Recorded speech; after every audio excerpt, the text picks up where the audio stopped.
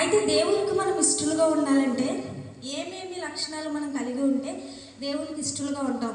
Bible గ్రంథంలో కూడా చాలామంది దేవునికి ఇష్టమైన ప్రజలు ఉన్నారు. వాళ్ళు ఎటువంటి లక్షణాలు కలిగి ఉన్నారు, వాళ్ళు ఎటువంటి స్వభావాన్ని కలిగి ఉన్నారు, కొన్ని విషయాలు మనం ఈ సమయంలో ధ్యానిద్దాం. మొదటిగా హెబ్రీయులకు రాసిన పత్రిక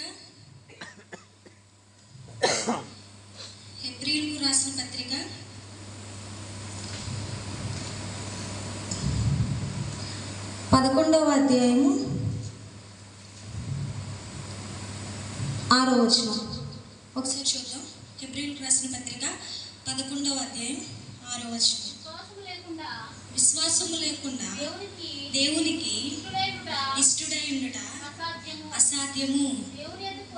దేవుని యొద్దకు వచ్చువాడు ఆయన ఉన్నాడనియు తన్ను వెదకు వారికి ఫలము దయచేయవాడనియు నమ్మవలను కదా. చాలు. విశ్వాసము లేకుండా దేవునికి ఇష్టడై ఉండుట అసాధ్యం అంట. అంటే దేవుని వాక్యం ఏమని సెలవిస్తుందంటే మనలో అవిశ్వాసము ఉంటే కనుక ఖచ్చితంగా మనం దేవునికి ఇష్టడై ఉండమని మనం అర్థం చేసుకోవాలి. విశ్వాసము లేకుండా దేవునికి ఇష్టడై ఉండుట అసాధ్యము. విశ్వాసము లేకుండా దేవునికి ఇష్టడై ఉండుట అసాధ్యము. అయితే దేవుని యొద్దకు వచ్చేవాడు ఆయన ఉన్నాడనియు తన్ను వెదుకు వారికి ఫలము దయచేయవాడు అని నమ్మాలంట. నిజమే, మన జీవితంలో కూడా కొన్ని పరిస్థితులను బట్టి, అంటే మనకు అవిశ్వాసంగా ఉండాలని ఇష్టం ఉండదు, కానీ మనకున్న పరిస్థితులను బట్టి. ఫర్ ఎగ్జాంపుల్, మనకి ఏదైనా బలహీనత వచ్చిందనుకోండి, కంపల్సరీ అవిశ్వాసం మనకు వస్తుంది. అంటే ఎన్ని హాస్పిటల్కి వెళ్ళినా తగ్గకపోయినా, లేకపోతే ఎంత ప్రార్థన చేసుకుంటున్నా సరే తగ్గకపోతే మనుషులు కనుక కంపల్సరీ అవిశ్వాసం వస్తుంది. అయితే అవిశ్వాసము అనేది మనలోనికి మనం రాకుండా చూసుకోవాలన్నమాట. విశ్వాసము కలిగి ఉండాలి. విశ్వాసము కలిగి మనకు దేవునికి ఇష్టలుగా ఎప్పుడైతే ఉంటామో దేవుడు సమస్తము మన పక్షంగా సాధ్యపరుస్తాడనమాట. విశ్వాసము ద్వారా చేసిన ప్రార్థన ద్వారా రోగికి స్వస్థత, విడుదల వస్తుందని దేవుని వాక్యం సెలవిస్తుంది కదా. కాబట్టి మనం ఫస్ట్ ఏం కలిగి ఉండాలంటే విశ్వాసం కలిగి ఉండాలి. బైబిల్ గ్రంథంలో ఒక బలమైన విశ్వాసాన్ని కలిగిన వ్యక్తులు ఉన్నారు. ఎవరంటే షడ్రక్, మెషక్, అబేద్నెగో. అసలు వాళ్ళకి ఎంత విశ్వాసం అంటే, మేము సేవిస్తున్న మా దేవుడు మమ్మల్ని రక్షించకపోయినా పర్వాలేదు, ఈ విగ్రహానికి మేము మొక్కము అని చెప్పారు. అవును కదండి. నిజంగా మనకే అటువంటి శోధన వచ్చిందంటే, ఒకవేళ ఈ లోకంలో దేవుని రాకడ సమయంలో ఎవరైనా అటువంటి వారు వచ్చారనుకోండి, ఈ ప్రతిభకి మీరు కంపల్సరీ మొక్కాలి అని ఎవరైనా మనల్ని ఇబ్బంది పెట్టారనుకో, కంపల్సరీ మనం మొక్కేస్తాం. అది తప్పే ఉందిలే, మన చేతులతో ఇలా అనేస్తే సరిపోద్ది, మనసులో దేవుని ధ్యానించుకుందాం, ఇలాంటి చాలా ఆలోచనలు వస్తాయి మనకి. వస్తే రావండి. కానీ షడ్రక్, మెషక్, అబేద్నెగో ఏం చేశారు? వాళ్ళు మా దేవుడు మమ్మల్ని రక్షించకపోయినా పర్వాలేదు, మా దేవుడు మమ్మల్ని కాపాడకపోయినా పర్వాలేదు, కానీ మేము మా విశ్వాసాన్ని మాత్రం విడిచిపెట్టాం. అటువంటి బలమైన విశ్వాసం కలిగి మనం ఉండాలి. అటువంటి బలమైన విశ్వాసం షడ్రక్, మెషక్, అబేద్నెగో కలిగి ఉన్నప్పుడు ఏం జరిగింది? అగ్ని సహితము వారిని 7 అంతల అగ్ని, కొంచెం అగ్ని కదంటే 7 అంతల అగ్ని, అగ్నిలో పడవేసిన వారు కాలిపోయారు. కానీ ఆ వేడికి తట్టుకోలేక అగ్నిలో పడిపోయిన వారితో దేవుడు ఉన్నాడంట. హల్లెలూయా. అటువంటి విశ్వాసాన్ని మనం కలిగి ఉండాలి. రెండవదిగా బైబిల్ గ్రంథం నుండి దానియేలు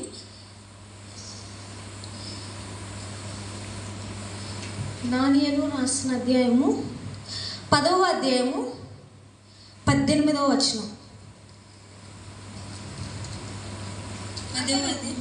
అతడు మరలా నన్ను ముట్టి నన్ను బలపరిచి, నీవు బహుప్రియుడవు, భయపడకుము, నీకు శుభమవును గాక, ధైర్యము తెచ్చుకోమని నాతో చెప్పెను. చాలండి. ఇక్కడ దేవుని వాక్యం ఏం చెప్తుందంటే, అతడు మరలా నన్ను ముట్టి నన్ను బలపరిచి, నీవు బహుప్రియుడవు అంటే దేవునికి ఇష్టమైన వాడు అనమాట. మనం ఎవరినైనా ప్రేమగా ప్రేమిస్తున్నామంటే దానికి అర్థం ఏంటి? దేవునికి వాళ్ళంటే మనకు ఇష్టమని. అలా దానియేలు గారు కూడా దేవునికి చాలా ఇష్టమైన వ్యక్తి అంట. ఎందుకు దానియేలు గారిని దేవుడు అంతగా ఇష్టపడ్డాడు? దానియేలు బహు ధైర్యం కలిగి ఉన్నాడు. భయపడకుము, నీకు శుభమవును గాక, ధైర్యము తెచ్చుకోమని నాతో చెప్పెను. దేవుడు ధైర్యం తెచ్చుకోమని చెప్పగానే దేవుని మాటకి విధేయత చూపాడనమాట. తనలో ఉన్న భయం పోయింది. చూడండి, మన జీవితాల్లో కొన్ని పరిస్థితులను బట్టి దేవుడు మనతో మాట్లాడతాడు. సేవకుల ద్వారా మాట్లాడతాడు, దర్శనం ద్వారా మాట్లాడతాడు, కళల ద్వారా మాట్లాడతారు, విశ్వాసులు ఎవరైనా మాట్లాడతారు. కానీ ఒక్కొక్కసారి మనకు ధైర్యం రాదు, భయపడిపోతాం. మనకున్న పరిస్థితులను బట్టి మనకు భయపడాలని ఉండదు, కానీ మనకున్న ఆరోగ్యం బట్టో, మనకున్న అప్పులను బట్టో, ఆర్థిక పరిస్థితి పరిస్థితులను బట్టో, కుటుంబంలో ఉన్న అసమాధానం బట్టో కొన్నిసార్లు మనలో భయం వస్తుంది అనమాట. కానీ మనం భయపడకూడదు. మన పరిస్థితులను బట్టి మనం భయపడకుండా ఎప్పుడైతే దానియేలు కలిగిన గొప్ప ధైర్యాన్ని మనం కలిగి ఉంటామో, దేవుడు మనల్ని కూడా నీవు బహుప్రియురాలివి, నీవు బహుప్రియుడవు అని చెప్పి దేవుడు కూడా మనకి శుభము అంటాడు. హల్లెలూయా. అటువంటి శుభాన్ని మనం కూడా కలిగి ఉండాలి. చూడండి, దానియేలు కూడా కలవరపడ్డాడు. దానియేలు గొప్ప భక్తుడే, విశ్వాసే. దానియేలు కూడా కలవరపడ్డాడు అన్నాడు. అక్కడ 10వ అధ్యాయం 2-3 వచనాల్లో ఉంటుంది. ఆ దినముల యందు దానియేలను నేను 3 వారములు దుఃఖప్రాప్తుడనైతిని. 3 వారాలు దుఃఖప్రాప్తుడయ్యాడంట. ఒక రోజు కాదు, 2 రోజులు కాదు, 3 వారములు గడిచే వరకు నేను సంతోషము భోజనం చేయలేక ఉంటుంది. చూడండి, ఒక్కోసారి మనకున్న బాధలను బట్టి కూడా మనం కూడా తినడం మానేసిన పరిస్థితులు ఉంటాయి. మనం కూడా నిద్రపోకుండా ఆలోచించిన పరిస్థితులు ఉంటాయి. నిద్రపోకుండా ఏడ్చే పరిస్థితులు ఉంటాయి. కంపల్సరీ ఎవరో కొంచెం ఆర్థికంగాను, ఆరోగ్యపరంగాను, లేకపోతే కుటుంబ సమస్యలు, ఏదో ఒక సమస్యను బట్టి మనలో కూడా ఒక్కొక్కసారి నిద్ర పట్టిన రోజు కంపల్సరీ మనం చూస్తూ ఉంటాం. ఏడ్చిన రోజులు, బాధపడిన రోజులు, ఒంటరిగా నిరాశ నిస్పృహలో ఉన్న రోజులు మనం చూస్తాం. దానియేలు కూడా తన జీవితంలో అలాగే చూశాడు. దానియేలు కూడా బాధపడ్డాడంట, నిద్ర లేకుండా ఉన్నాడు, భోజనం చేయలేకుండా ఉన్నాడంట. మాంసము కానీ ద్రాక్షారసము కానీ నా నోటికి రాలేదు, స్నానాభిషేకములను చేసుకోలేదు. చూడండి, తినడానికి కూడా సరిగా తిండి తినలేదంట, స్నానాభిషేకాలు సహితం మర్చిపోయాడంట. అంత శ్రమలో, అంత శోధనలో ఉన్నాడు. అంటే ఒక యుద్ధానికి సిద్ధపడుచుండగా దానియేలు గారు కొంచెం భయపడుతున్న సమయంలో కొంచెం తను తినడం, త్రాగడం, అలాగే స్నానాభిషేకాలు కూడా చేయకుండా మానేసే కలవరపడే స్థితిలో ఉన్నప్పటికీ కూడా దేవుడు ఎప్పుడైతే నువ్వు ధైర్యం తెచ్చుకోము దానియేలు అని చెప్పాడో, వెంటనే దేవుని మాటకి విధేయత చూపి ధైర్యం తెచ్చుకొని విశ్వాసంతో ఉన్నప్పుడు దానియేలు విజయాన్ని చూచాడు. ఎంత విజయాన్ని చూశాడు! దానియేలు ఎంత ధైర్యం కలిగిన వాడంటే, చూడండి, మనం వీధిలో ఒక కుక్క పిల్లని చూస్తే భయపడిపోతాం. అంటే అవి అంత హానికరమైనవి కాదు కాబట్టే కదా దేవుడు వాటిని అలౌ చేశాడు. మన చుట్టుప్రక్కల్లో ఉంటాయి, కానీ సింహాలు మన చుట్టుప్రక్కల ఉంటే ఉండవు. కానీ సింహాల బోన్లు సహితం దానియేలుని వేసినప్పుడు నిజంగా నాకు ఒక్కొక్కసారి అనిపిస్తుంది, దానియేలు ఎంత విశ్వాసంతో ఉన్నాడో, ఎంత ధైర్యంగా ఉన్నాడు. దేవుని వాక్యంలో ఉంది. కానీ దానియేలు అసలు ఆ టైంలో ఏం ప్రార్థన చేస్తుంటాడు అని అనిపిస్తుంది నాకు. ఎందుకంటే సింహాలు సహితం కూడా మౌనంగా అయిపోయినాయి అంటే ఎంత గొప్ప విశ్వాసం, ఎంత గొప్ప ధైర్యం. నిజంగా మన జీవితంలో కూడా సింహాల వంటి శ్రమలు రావచ్చు, చెరసాలను వేసేసి వంటి శ్రమలు రావచ్చు. కానీ దేవుని మాట విని దానియేలు ఎంత ధైర్యంగా ఉన్నాడో, మనం కూడా అంత ధైర్యం కలిగి ఉన్నప్పుడు సింహాల సహితమైన శ్రమలు సహితము మనల్ని ఏమి చేయలేవు. ఆమేన్. అటువంటి ధైర్యం మనం కూడా కలిగి ఉండాలి. ఇంకా 3వ విషయం చూస్తే కీర్తన గ్రంథం. దేవునికి ఇష్టంగా ఉండాలంటే ఇంకేమున్నాయో ఒక 2 మాటలు ధ్యానించుకొని ముగించేసుకుందాం. కీర్తనలు 51వ అధ్యాయము 17వ వచనం. విరిగిన మనసే దేవునికి ఇష్టమైన బలులు. దేవా, విరిగి నలిగిన హృదయము నీవు అలక్ష్యము చేయవు. చాలండి. చూడండి, దేవునికి ఇష్టమైనది ఏదంటే విరిగి నలిగిన హృదయం అంట. నిజంగా మనుషులైతే పై రూపాన్ని లక్ష్య పెడతారు కదండి.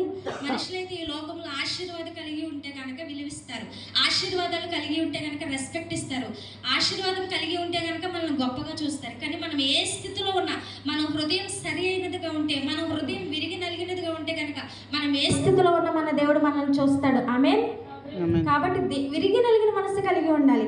చూడండి, మనం కూడా కొన్నిసార్లు విరిగి నలిగిన మనస్సు కలిగి ఉండలేము. అంటే మనం పాడతాం కానీ మన ఆత్మతో పాడలేము. మన పెదవులతో, మన నోటితో పాడుతూ ఉంటాం. అలా ఎప్పుడు పాడకూడదు. మన ఆత్మతో, మనకున్న శక్తితో, మనకున్న బలముతో, మనకున్న పూర్ణ మనస్సుతో యెహోవాను ఆరాధించాలంట. పూర్ణ మనస్సుతో, పూర్ణ బలముతో ఆరాధించాలంట. అటువంటి విరిగి నలిగిన మనస్సు కలిగి ఉండాలి. అంటే మనం మన శరీరముతో మాత్రమే కాదు కానీ ఆత్మ సంబంధమైన ఆలోచనలు కలిగి ఉండి దేవుని ఆరాధించాలి. ఆత్మ సంబంధమైన ఊహలతో, ఆత్మ సంబంధమైన ఉద్దేశాలతో, పరలోక సంబంధమైన వాటిని మాత్రమే వెతుకుతూ మనం దేవుని స్తుతించాలి. ఏదో టైం పాస్ స్తుతించడం, సండే కాబట్టి వెళ్ళడం, క్రైస్తవులం కాబట్టి వెళ్ళడం, వెళ్ళకపోతే సేవకులేమని అనుకుంటారేమో, తోటి విశ్వాసులేమని అనుకుంటారేమో. నేను ఎవరిని ఉద్దేశించి చెప్పట్లేదు కానీ నేనేం ప్రిపేర్ అయ్యి రాలేదండి. దేవుడు ప్రేరేపించిన కొద్ది చెప్తున్నాను కొన్ని విషయాలు. ఎవరో ఏదో అనుకుంటారనో, లేకపోతే దేవుడు ఏదో అనుకుంటాడనో మనం టైం పాస్కి వెళ్ళకూడదు. ఎవరి ముఖస్థితి కోసం మన దేవుని సన్నిధికి వెళ్ళకూడదు. నా హృదయం యేసయ్యా, నేను బ్రతికి ఉన్నానంటే నీ కృప, నేను జీవిస్తున్నానంటే నీ కృప, ఈ నోటితో నేను స్తుతిస్తానయ్యా, ఈ హృదయాన్ని నీకు అప్పగిస్తానయ్యా అని విరిగి నలిగిన మనస్సు కలిగి మనం దేవుని స్తుతించాలి. అప్పుడు దేవునికి మనం ఇష్టలుగా ఉంటామంట. ఆ విరిగి నలిగిన మనసుని దేవుడు అలక్ష్యము చేయడంట, అప్పుడు లక్ష్యపరుస్తాడు. నిజంగా చూడండి, మన జీవితంలో ఒక్కోసారి నిజమేనయ్యా, నా హృదయంతో నేను స్తుతిస్తున్నానయ్యా, నా హృదయంతో నేను పాడుతున్నాను కదయ్యా, ఎందుకయ్యా ఈ సమస్యలు, ఈ శ్రమలు, నువ్వు అసలు నన్ను చూస్తున్నావా, నువ్వు అసలు నా ప్రార్థన వింటున్నావా అనిపిస్తుంది. కానీ దేవుని వాక్యం స్పష్టంగా ఏమని చెప్తుందంటే, విరిగి నలిగిన హృదయము గలవారిని నేను అలక్ష్యము చేయను. లక్ష్య పెడతాడంట దేవుడు, అలక్ష్యము చేయడంట. కాబట్టి మనము కూడా అటువంటి శ్రేష్టమైన స్వచ్ఛమైన మనసు కలిగి ఉందాం. ఇంకా దేవునికి ఇష్టలుగా ఉండాలంటే లాస్ట్ అండ్ ఫైనల్గా ఒక మాట మనం తెలుసుకుందాం.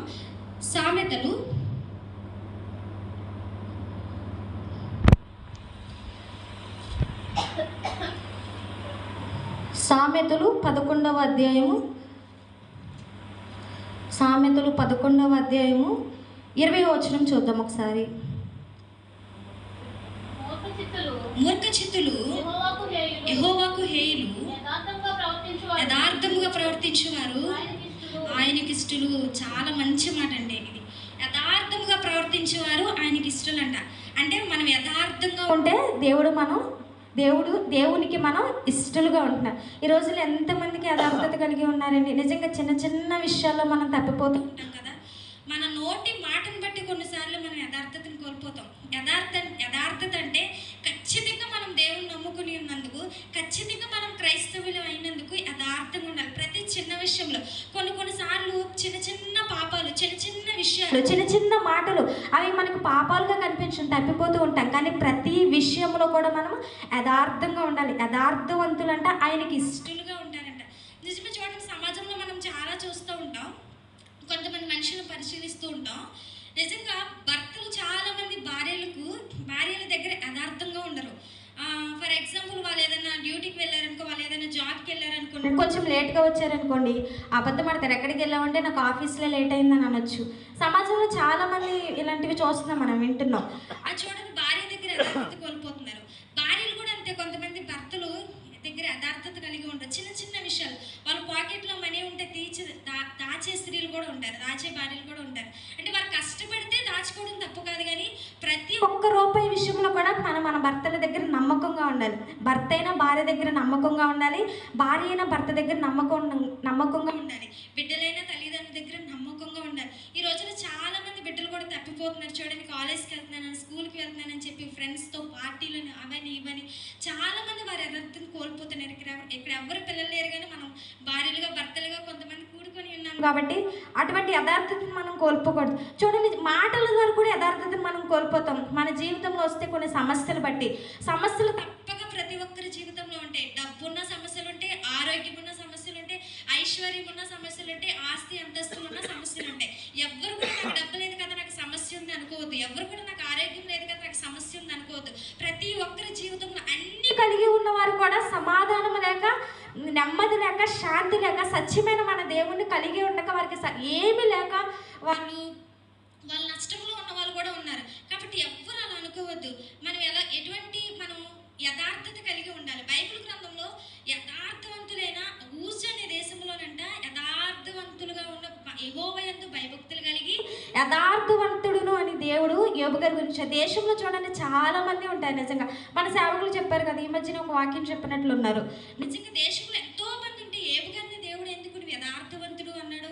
నిజంగా తన నోటి మాటను బట్టి కూడా యోబు ఏ మాత్రం కూడా పాపం చేయలేదు, యథార్థతను కోల్పోలేదు. తనకున్న ఆస్తి పోయింది, తనకున్న బిడ్డలు పోయారు, తనకున్న పశువులు పోయినాయి, తనకున్న సమస్తం పనివారందరూ చనిపోయారు. ఏ మాత్రం 4 వైపుల నుండి కూడా సమస్త శ్రమను అనుభవించేశాడు యోబు. ఇంకా చివరికి తను ప్రేమించే భార్య కూడా ఏమంటదంటే, ఎందుకంటే ఈ సమస్యలు, దేవుడు దూషించి మీరు చనిపోవచ్చు కదా అని అంటది. అప్పుడు కూడా యోబు తన నోటి నుండి నువ్వు మూర్ఖురాలివి అని అన్నాడు. ఏమంటాడంటే, దేవుని వాక్యం ఏమంటే, నువ్వు మూర్ఖురాలి వలె మాట్లాడవద్దు, మూర్ఖురాలి వలె మాట్లాడవద్దు అంటాడు. అంటే అంత శ్రమలో ఉన్నప్పటికీ తన శరీరం అంతా వాసన వచ్చేస్తుందంట, తన శరీరం అంతా గాయాలతో ఉందంట, తన శరీరం అంతా పురుగులు సైతం పట్టేసిందంటే. ఎంత శ్రమ, ఎంత శోధన. చూడండి, చిన్న చిన్న శ్రమలకి, అంటే యోబు వంటి శ్రమలు కాదు అసలు, దాంట్లో మనకి ఒక్క వంతు శ్రమ కూడా మనకు లేనట్టే యోబు గారితో పోల్చుకుంటే. కాబట్టి మన శ్రమల్లో కానీ మన బాధల్లో కానీ ఎప్పుడు కూడా మనం యథార్థతను కోల్పోకూడదు. మనం దేవునికి ఇష్టలై ఉండాలి, ఆయన చిత్తాన్ని నెరవేర్చాలి. ఆయన రాకడ అతి సమీపంలో ఉంది. ఆయనకి ఇష్టమైన ప్రజలుగా ఉండి ఆయన రాజ్యాన్ని స్వతంత్రించుకోవాలి. విశ్వాసం కలిగి ఉండాలి. దేవునికి ఇష్టలై ఉండాలంటే విశ్వాసం కలిగి ఉండాలి, ధైర్యం కలిగి కలిగి ఉండాలి, యథార్థవంతులుగా ఉండాలి, విరిగి నలిగిన మనస్సు కలిగి ఉండాలి. ఇటువంటి ఆశీర్వాదాలన్నీ దేవుడు మనకు అనుగ్రహించును గాక. ఆమేన్.